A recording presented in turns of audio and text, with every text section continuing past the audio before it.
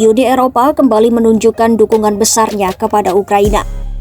Para pemimpin negara anggota Uni Eropa sepakat mengucurkan pinjaman tanpa bunga senilai sekitar 1.600 triliun rupiah untuk memperkuat pertahanan Ukraina menghadapi Rusia.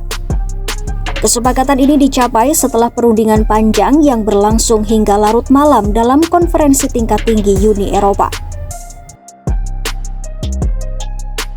Presiden Dewan Uni Eropa Antonio Costa menyatakan Uni Eropa telah mencapai kesepakatan untuk memberikan dukungan keuangan sebesar 90 miliar euro atau setara 105 miliar dolar AS kepada Ukraina.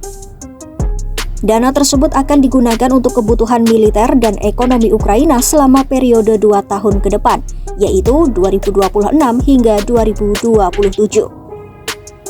Costa menegaskan, Uni Eropa telah berkomitmen membantu Ukraina dan kini komitmen itu benar-benar diwujudkan. Menariknya, dana pinjaman ini tidak berasal dari aset Rusia yang dibekukan seperti yang sebelumnya sempat diwacanakan. Uni Eropa memilih meminjam dana langsung dari pasar modal dengan jaminan anggaran Uni Eropa. Keputusan ini diambil untuk menghindari resiko hukum dan politik yang besar jika menggunakan aset Rusia.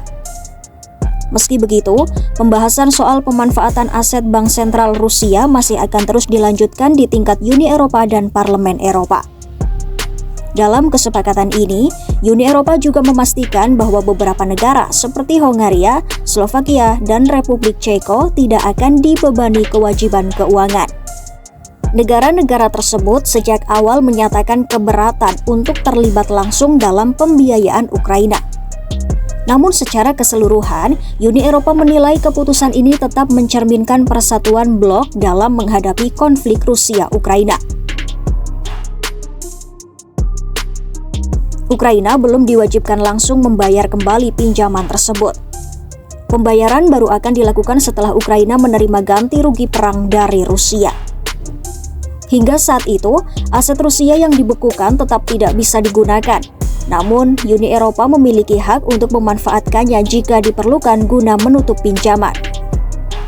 Bagi Ukraina, kepastian pendanaan 2 tahun ke depan ini menjadi angin segar di tengah tekanan perang yang belum berakhir.